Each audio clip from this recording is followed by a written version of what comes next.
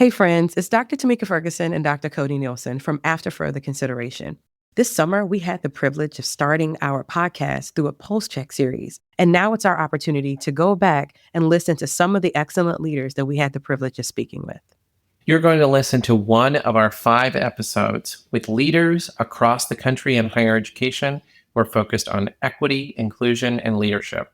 We're hopeful that as you listen to those early episodes, that you'll see them as part of our ongoing work of After Further Consideration. Now, let's jump into today's episode. Today, our guest is President Patricia McGuire, president of Trinity Washington University in Washington, D.C. since 1989. She is one of the longest-serving presidents in higher education in the United States. A graduate of Trinity College and Georgetown University's Law School, she also has honorary degrees from 9 institutions. Alongside all of that, President McGuire serves on various boards of directors of the Greater Washington Board of Trade, the Washington Metropolitan Consortium of Universities, the Morris and Gwendolyn Kaffreitz Foundation, and the Emeritus Mutual Holding Company. She's also a member of the Women's Advisory Board of the Girl Scouts of the nation's capital. In 2014, Secretary of Education Arne Duncan appointed President McGuire to the U.S. Department of Education Advisory Committee on Student Financial Aid, a position she held in 2014 and 2015. Back before that, President McGuire was appointed by D.C. Mayor Anthony Williams and the D.C. Financial Control Board to a special term on the Education Advisory Committee overseeing the entire D.C. public schools. President McGuire, we are just so grateful that you are with us, and welcome to this episode of After Further Consideration. Thank you so much, Cody and Tamika. It is my honor and pleasure to be with you. Thank you for that generous introduction. We're really excited to talk with you about this very long and illustrious career that you have, your work, and the crises that you have come to overcome over the last several years. As we start, we kind of want to hear you tell the story of how you ended up as the president of Trinity Washington and how you are still standing more than 30 years later in this position. So if you want to tell us a little bit of that background, we'd love to know. Well, first of all, thank you. And let me say, for all the naysayers about college presidencies out there, I think it's the best job in the world. And I love what I do. And I've had about 5 or 6 different presidencies in all the years I've been at Trinity. I've never had the same day twice. So that keeps me fresh and keeps me challenged. I became Trinity's president in a crisis moment. I was 36 years old. I had no executive experience, really. I was a public interest lawyer running a clinic at Georgetown Law School, and then I became the chief fundraiser because when Reagan became president, he took away our public funding for my clinic. So I started fundraising. I became the chief development officer. I happened to be on Trinity's board at the same time, my alma mater, and Trinity was in crisis. They had been through, I was actually the 6th person in 8 years to be the president. And the Sisters of Notre Dame, who were the founders, didn't have any more candidates for the job. And the board was struggling, Trinity was struggling. Our full-time enrollment was down to 300 students. What nobody knew at that time was that Trinity was being sustained by our part-time adult students in our weekend college, which was relatively new, and our School of Education, which had hundreds of students. But the traditionalists at Trinity wanted the real college, the full-time, daytime undergraduate liberal arts college, to prevail. I was a big mouth in the board. I said, well, we should do this or that. And after trying several other presidents who washed out quickly, board members said to me, well, you've got a big mouth. Why don't you try it? And I said, sure. And the sister who was the board chair at the time handed me the keys to the president's office and said, fix it or close it. And that was how I started my presidency. There was no pomp and circumstance, no great processions with velvet and ermine. Keys, fix it or close it. And that was how I got started. A friend of mine asked me, well, why did they pick you? Because you didn't have any experience. I was 36. And I said to the person, I think they picked me for that reason. It was good I didn't have experience because I was able to try things that nobody else would try. I didn't know what to be afraid of. And when you're young and fearless, you can create the kinds of change and you can experiment that when you're older and more cautious, you might not do. So that was how I came into the presidency. What I enjoy the most about that is that you said you were young and fearless. And I think about the changing tide of the presidency right now, how everyone feels there's a certain type of pedigree or there's no one way. And even the disruption from like the purely academic way of going through the professorial pathway all the way through the provost office. But your story gives glimmers of hope that there are opportunities for folks who just really are fearless and passionate about what they're doing, or even using your words, have a big mouth, which some of us can actually relate to. What is something that you feel like you still are maintaining even now with that fearless attitude that you started with? Well, I still have a big mouth. So, which I try to use a little more judiciously, but it gets me in trouble every once in a while. I also still, all these years, I have a passion for change. Of course, I'm old enough and have been in the job long enough now that when I said, well, whose stupid idea was this? The staff will look at me and say, well, it was your idea in, 1996 or 2001. And I'm like, oopsie, well, I was wrong, or it has outlived its usefulness. Let's change again. I've learned not to be possessive of what came in the past. And I've learned to be humble about the fact that I don't have all the ideas. But I still believe leadership needs to be affirmative, and it doesn't need to be command and control top down. To be sure, I've tried to work on that, but it needs to be affirmative about what we need to do, and that is a hard thing to learn. And I made some mistakes over the years, but I kept working at it. And that's the other thing. I believe what you said about how presidents are chosen today, I think there's several things that are wrong, which leads to this very short tenure of presidents, only what, 5 years, according to the latest ACE study. I don't know how you can get anything done in 5 years. I think it takes 10 or 15 years, which I think would be a normal tenure for a president. Too many people, board members and presidents, get scared the minute there is disruption or conflict. We saw that this spring with the Gaza encampments, which were pretty dramatic. And yet, if presidents and boards had allowed that to play out, the results would have been very different. But instead, the minute there's noise, everybody gets in a kerfluffle, and then the boards immediately want to change the presidents, and the presidents want to leave. I say the noise outside your window means you're doing your job correctly. If you don't hear noise, you're not making the right kind of change, or you're not leading your institution well. The president's job is to learn to live with the noise and use it as leverage to move the institution forward. And not enough presidents think that, not enough boards. And frankly, the business of the consultants who help boards find presidents, that's another whole topic, because I think they're part of the problem also.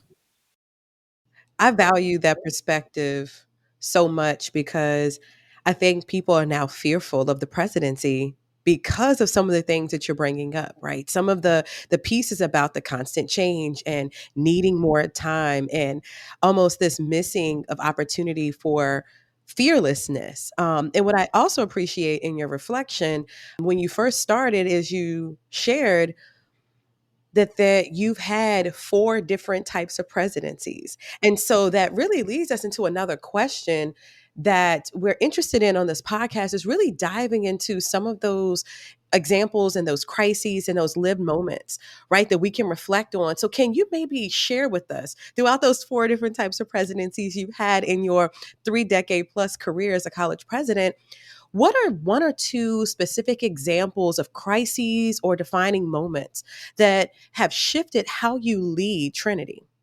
Oh yeah, I mean, I actually have a lot, so picking just one or two is hard. But the important thing for this podcast is Trinity's transformation from a very small Catholic, mostly white, mostly residential liberal arts college for women to the multi dimensional university we are today, that is a predominantly Black and Hispanic serving institution. We're only one of three private institutions in America that have both PBI and HSI status. So, how did we do that transformation with a very low income student body, who is the population we have chosen to serve? Well, it started back in those hot days of the summer of 1989 when I became president. And I asked the admissions director in my first week, how many students do we have from the District of Columbia? And she looked at me surprised and said, well, none. And I said, what do you mean none? This is our city. And she said, oh, they can't do the work here. And that was the first experience I had of what I learned to call institutional racism.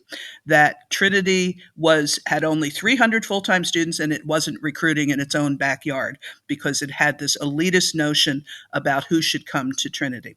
So we started recruiting in DC. As we started opening the doors, and the Sisters of Notre Dame, by the way, our founding nuns, they encouraged that. They said, why are we trying so hard to reclaim the women from the past when there's literally thousands of women at our doorstep who need this education? And they were right. So we started recruiting in DC. The complexion of the student body started changing, and that immediately caused tremendous outcry from some, not all, but some of our traditional alumni and some of our faculty, who felt that I was ruining the great Trinity of the past. And that was a major crisis that culminated in some of the alumni demanding the board to fire me. There was even a picket line outside one of our board meetings in the early 1990s. Women in, I say, their good cloth coats and their high heels and their pearls, with signs saying, fire McGuire, because I had let too many Black students into Trinity. That's what I was accused of. And fortunately, I learned several things in that crisis. One, the board chair told me, your job is to make Trinity work again, so pay no attention to the critics. And when I started pushing back, she said, in a very inelegant way, shut up and let me do the talking to the critics. You fix the college. And that was one of the most powerful pieces of advice I ever got, which was not to engage with people who were going to suck up my time and never change their minds. And that was a hard discipline, but it was an important discipline to learn to do what was important rather than what seemed uh, urgent at the moment. The second thing I learned was there were a lot of people who supported what we were doing, but they were afraid. And this is one of the things that leaders and presidents have to learn, that the opposition is usually five people meeting in somebody's living room over drinks. And there are thousands of people who actually either don't care or want to support what you do. And I had to learn about the supporters.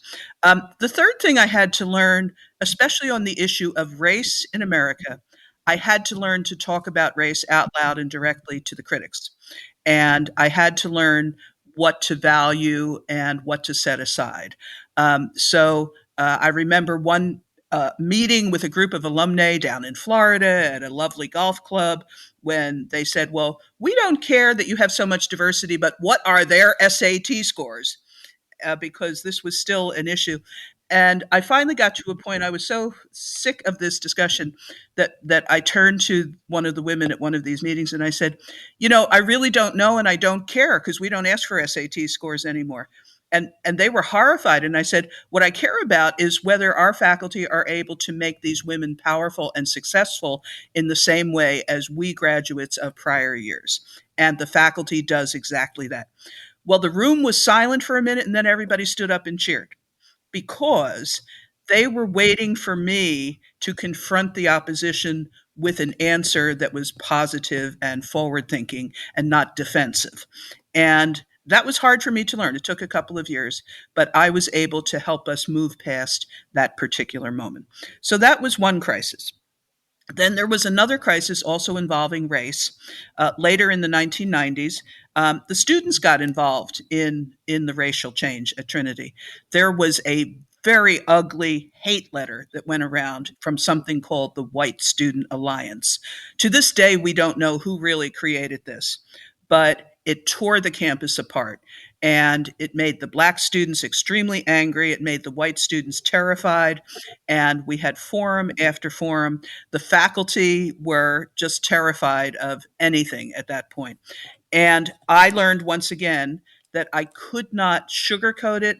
I couldn't avoid it, that we had to confront the issue of the changing racial demographics of the campus directly. And we did, that we learned to talk rather fearlessly about who we were and the way we handled that after so much conflict. Learning how to confront opposition fearlessly and speak the truth, it was hard for me. It took me about 10 years, but that's how I managed to get past those incidents.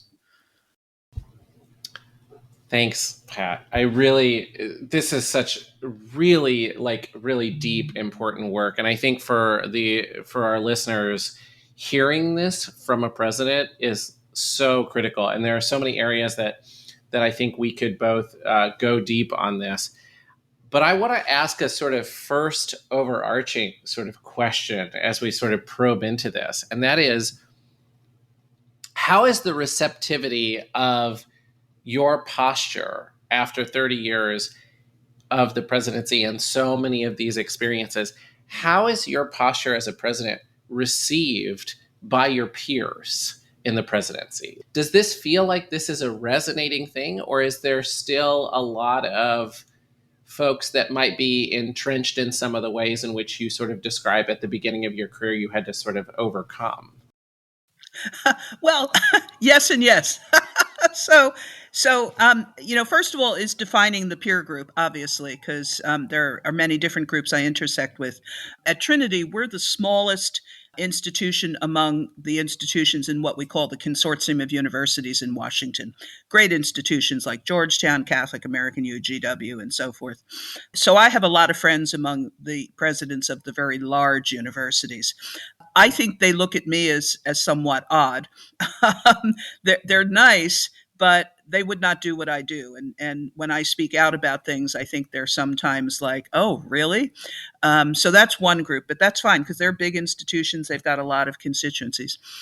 I've had presidents of other universities or other smaller colleges ask me at different meetings I attend, take me aside and say to me, "How do you get away with what you do?" And I find that a very interesting question. Get away with. And it's clear that these presidents want to be bolder, but they're very scared. And their boards make them scared, and their faculties make them scared. And they're afraid to make a mistake. They're afraid to be called out. They're frankly afraid of losing their jobs. And I think that's too bad. And I say to them, you have to know, every one of us has to know the walk away point. At what point would you say, take this job and shove it, if you will, because I'm going to speak the truth. And if the board or the faculty don't want to hear the truth, then go find another president, but you have to be bold. I think smaller institutions are in trouble today because there is too much trying to be normal and be, like like elite institutions, instead of saying we have to create radical change at this institution and it's going to break a lot of eggs. It's going to cause people agita. There's nothing that causes more agita in higher education than deciding to serve a whole new population that is predominantly low income, predominantly people of color, predominantly people who maybe don't have, the best SATs or didn't go to the right high schools. That is really, really shattering for some institutions of higher education. But it's what we're called to do. But too many presidents don't have the stomach to talk about that. I've had presidents we're part of the Women's College Coalition, which is an increasingly small group, about 30 institutions left, who have said to me, oh, we would never do what Trinity has done. And I'm like, what do you mean we'd never do what Trinity has done? Well, our alumni wouldn't stand for it, or our board wouldn't stand for it. And I said, well, my alumni for a time wouldn't stand for it, but we have raised millions of dollars in the last 5 years that we would never have received if we had closed or if we hadn't done this change. So this is part of that idea that you have to stick with it, you have to deal with the noise, you have to move past the fear and make the change you need to make.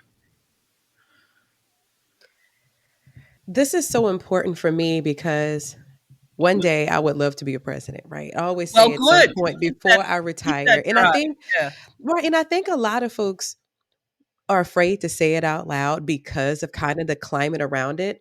But what I'm most impressed and eager to learn more about is really this journey that you've talked about a few times, even in the response to the crisis of changing not only the demographics of Trinity, but really changing the focus, changing how you recruit, changing who's in the classroom, changing how the alumni population looks, right? And so I'm curious about the journey that you were on to learn how to speak fearlessly about the changes, the intentional changes that you had to make as a president. And not just the conversations about how to talk about race as a president, but how to talk about it to the stakeholders that have so much power, right? It's our graduates, it's our board. How did you navigate those situations, especially over time with so many changes happening decade after decade? Yeah. Well, that's a great question. And part of what I learned early on was I couldn't do all the talking. I had to get other people to do the talking for me. And I had a couple of trustees who were outstanding and not only believed in what we were doing, but became advocates with especially the alumni. I learned with the faculty. The faculty were instrumental in this. Um, I've talked about this in other places. I did have to use retirement incentives to get some faculty who hated what was going on to move along.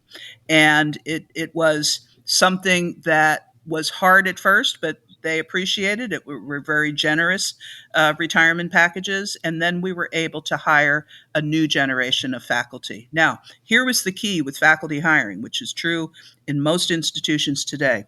We also insisted that every faculty search present a really dynamic and diverse pool of candidates. And we went from having one African American faculty member in 1989. Today, we're about 50%. And that was a long haul. It was a struggle in some of the disciplines who resisted, and they would say, well, they weren't being racist, they just couldn't find anybody. That we can't find anybody in history. Well, come on now. So there were a lot of barriers thrown up to the idea that we could build a faculty that looked like our student body. The reason why faculty were so important, it gets back to who our students became. Our faculty, the older faculty, would look at our students as problems, and they would describe the students through their deficits. They can't. They can't read. They can't write. They can't do math. It was always negative, negative, negative. The new generation of faculty came in and said, oh, these students are different. I need to learn to teach differently. And that was the beginning of the change academically at Trinity when we had a generation of faculty. They call it today inclusive excellence.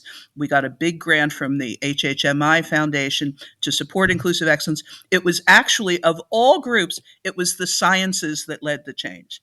And they went from the older science faculty saying they can't do anything to the new young faculty, including many faculty of color, saying, oh, here's how we're going to change in order to welcome new populations of students into our laboratories and to turn them into successful scientists. So I didn't do that. The faculty did that, but it required change in the faculty, and that became extraordinarily important. The other thing that was important along the way, and this was true for alums especially, there were alums out there who loved what we were doing but were afraid to step up. But we were running capital campaigns throughout all of this because we needed a lot of money. And what I found was once our wealthy alums were invited into helping to build the new institution, they were generous. They did open their purses. They did write checks. And then what happened was other people saw the success and wanted to join the party. Everybody wants to be part of a success story. And I was stunned at how many alums who in 1990 wrote they wouldn't give us one penny ever again, and then the year 2000 were writing $100,000 checks to our campaign. So this is part of sticking with it, telling the story, and getting other people to step up, and that's all part of good leadership strategy. This is excellent. I mean, it's and again, Pat, the reason why we wanted you to have you on this podcast, I knew you would say things that other presidents won't say out loud. It's so critical. Like, okay, so the other piece of this is, okay, the role of the president is so large, it's so expansive.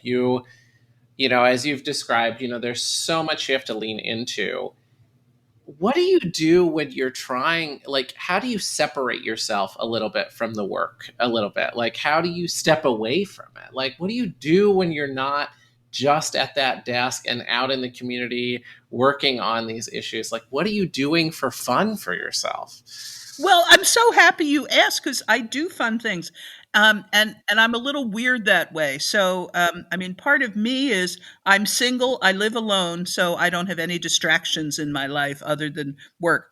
But work can be much too much.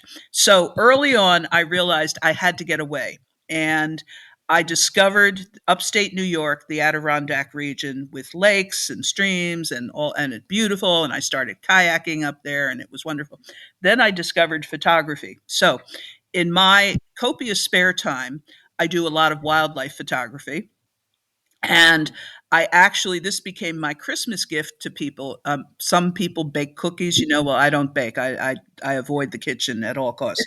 Um, but I love to be out in nature, and nature is very healing. So I might even go down to a wildlife refuge on the eastern shore of Maryland for 2 hours on a Saturday afternoon, and I feel like a new person. And I'll take my camera, and I get eagles and herons and all of that. And I discovered that made me calmer. It was my happy place. If I was feeling very stressed out, I could get in my car and dash off for a few hours. And I love doing the photography because I discovered that relating to the birds and the other wildlife, wild creatures I was photographing, it was fun to kind of have this window into another life form that, they were feeding their chicks, they were protecting their babies. And I'm like, oh my God, they're just like us. That may sound a little weird, but developing a whole different focus, I think, is important for your own sustainability in any position, in any walk of life, but certainly in a leadership position. So that became the very different thing that I still do today. I'm heading up to the Adirondacks next week. I'm looking forward to it. And unfortunately, we now have Zoom, so I can keep working even in the cabin. But that also means I can stay a little longer and enjoy it. So having something else is extremely important. If you just don't take a break and you stick with it, you will burn out. That is true. Well, I'm glad you said that because sometimes burnout is very scary. And Mhm. it's like the conversation of today's leaders. I think Right. across generations, everyone fears burnout. Right. Yeah, and everyone, talks about self-care, but sometimes they don't know how to do it. And I think in order to avoid burnout and to do good self-care, you really have to insist that you're making space for that in your life. And everybody here at Trinity knows I like to work hard. I'm in on weekends. They sometimes grumble about, well, you're still here, you know. And I'm like, yeah, but I'm going to take 3 weeks up in the Adirondack. So don't forget, I take a good long vacation, or I'll take weekends down at the Blackwater Refuge on the Eastern Shore or wherever. So I'm pretty public about what I do. I post my wildlife shots on Twitter and Instagram so people can see what I'm doing. I like to share that hobby. So that folks know that I'm not one dimensional, and that I do take time for stuff that I enjoy. So what I love about that is that, self-care looks different for everyone, but what you're talking about, a reduction of burnout, is also part of like these sustaining strategies that we have to do as leaders. And in that same vein, we're really interested in making sure that folks who listen are also able to apply some things that they have learned, not just from your story, but things that you can inspire them to do. And one of the questions that we really are interested in is, what are some of the decisions that you believe are important for folks to consider, especially our senior leaders and those who are really working on their leadership acumen? What are some of those decisions that they need to make every day and make a part of their regular daily tasks that they do as a leader to ensure that equity and inclusion are embedded within their decision making processes? Right, right. Well, that is such an important question, and it's one that I do try to practice as much as often as I possibly can. And the first question is, I have a senior staff meeting once a week. It's all the executives. It's a very free flowing meeting, but we always come back to, are we doing the right things for our students? Are we making the right decisions that are growthful and healthy for our students? Or are we trying to privilege something that maybe a larger, wealthier institution would do, but we just shouldn't be worried about doing it? So I'll use an example of athletics, which may sound a little odd, but let me use this example because I think it's a good equity issue. Trinity is a very small Division III. Frankly, if there was Division V or VI, that would be right for us. We're very small. Most of the students who play on our teams have never worn a uniform before. It's the first time, and they can walk onto the soccer field and be a varsity soccer player instantly, or basketball or volleyball, and they love it. And it's something that's new and fresh and different. And we have these women, some of whom are young mothers, who bring their babies to the games to watch them, or their parents come, and it's a whole new experience. There have been times where our staff has looked at the budget and we've had a budget crunch, and somebody will say, well, should we cut out athletics? It costs us about our total athletics program, 6 sports, is $500,000. That is like lunch money for some coaches, but that's our whole budget, and it's a lot for us. And we invariably come back to, no, we will not deprive our students of the opportunity to learn how to play on teams and to participate in sports because we feel we can't afford that. Instead, we want to give the women from the city who have never played a chance to do this. It's healthy. It teaches good skills. It's something they can be proud of. I mean, that's just a for example. Four examples like that spill over into our academic side as well. I talked about our great young faculty. Well, they got into undergraduate research in a very big way in recent years. And so then they began to ask if we could send students out to research conferences in distant places and pay for plane fare, hotels, all of that. Here again, the old Trinity would have said, well, no, we can't afford that. Today's Trinity, we say, well, of course we want our students to do that, so we'll figure out how to fund that, because for our students to go and make a poster presentation at the ABRACIMS conference, which is the Association for Biomedical Research for Minoritized Students, or at some other conference, is so important. We try to find gift money, but if we don't, we will forward fund the expense for the students.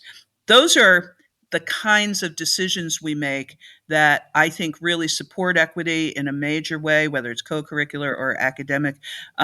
We do have an amazing amount of institutional financial aid that we give that is unfunded, which is the other side.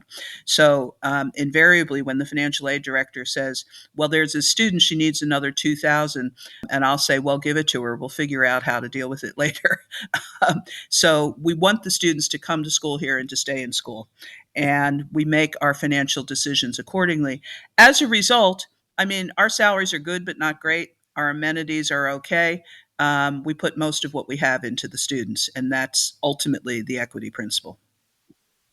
As a former college athlete, I fully support the investment in athletics because it does retain and also leads to folks who become Yeah. donors. What So was I'm your glad sport? that you made that decision. I did track and field. Okay, very good. Yes, All right. yes. Yeah.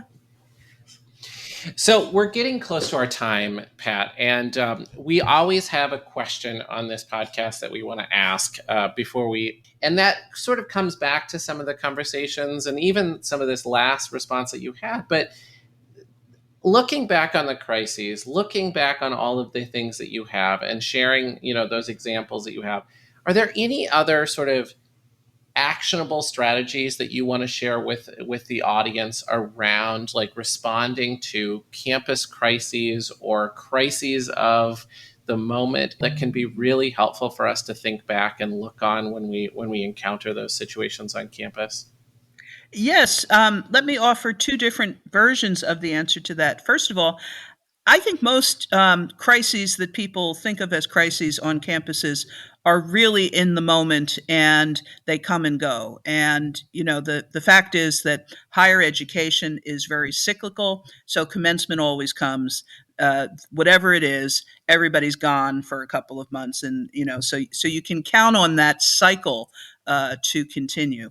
And I think sometimes leaders put entirely too much energy and emotion into the crisis du jour, when in fact they should let it burn out and not add to the crisis by confronting too much. Instead, give people their voice, let them do their thing. The second answer, which we haven't talked about much, but the real crisis most institutions today face, is the crisis of relevance and future. And this gets to the equity issue as well. And for small private colleges in particular with a liberal arts background, the largest crisis we face is this curriculum ever going to be relevant in the future? Or are we all just going to die because we can't do anything else? And, early on in my early days, I would give speeches to the faculty that say, basically, if we don't have a better idea, we should close now. As our student body changed, I grew to realize that the biggest crisis we had was a belief that the liberal arts curriculum was untouchable and that we had to lift that up above all else, when in fact, I love the liberal arts. It is a central intellectual tradition, but the students we chose to educate, and this gets to the equity issue, the students of color coming here, low-income women predominantly, they needed to get jobs at the end of the cycle. And that's a big push today throughout higher ed. But that's why we took the initiative to create particularly our focus on nursing and healthcare, which was late coming. We started nursing in 2010. It is now our largest major program. We have a large number of healthcare programs, and nursing and healthcare is really our future. Now, along the way as we did that, we had faculty in the humanities who were just beside themselves of why are we going into all of these so-called professional programs, seeing that was at the expense of the liberal arts. And we said, no, your programs will grow because our enrollment will grow. The students in nursing need to have ethics and English as much as and math and science as much as they need, med-surg. So don't see it as a loss, see it as a win. Buy into it. I'm very pleased to say that in the last year, we have a wonderful, gifted English professor, a woman of color, who successfully won a grant from the Teagle Foundation to create a program called Humanities for Justice, in which the first 2 years of the gen ed curriculum are shaped around justice issues in the professions the students are lining up for. So what is justice in healthcare? What is justice in criminal justice or global affairs? To bring together the professional studies and the liberal arts in a new and dynamic way, using the methodology of the humanities, so that our professional students have that while they're also learning the tools of their trade.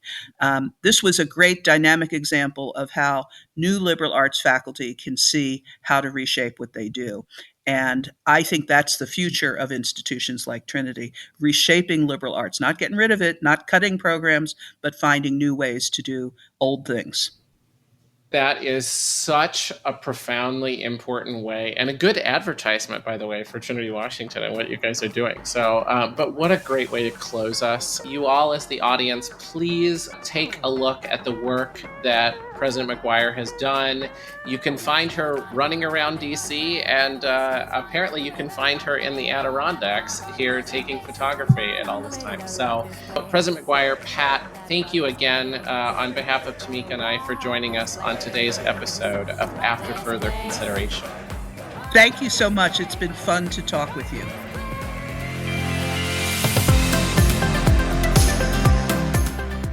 That wraps up today's episode of After Further Consideration. We hope our conversation has sparked new ideas and provided valuable insights for your own work in advancing diversity, equity, and inclusion on your campus and beyond. Thank you for listening in. Remember, fostering meaningful change is a journey. Be encouraged and keep pushing the boundaries of what's possible in creating a more inclusive educational environment. After Further Consideration is a part of the Enrollify Podcast Network. If you like this podcast, chances are you'll like other Enrollify shows too. Our podcast network is growing by the month, and we've got a plethora of marketing, enrollment, and higher ed technology shows that are jam-packed with stories, ideas, and frameworks, all designed to empower you to be a better higher ed professional. Our shows feature a selection of the industry's best as your host. Learn from Brian Piper, Allison Tercio, Eddie Francis, and so many other of your favorite leaders in higher ed. Enrollify is presented by Element 451, the next generation AI student engagement platform helping institutions create meaningful and personalized interactions with students. Learn more at element451.com.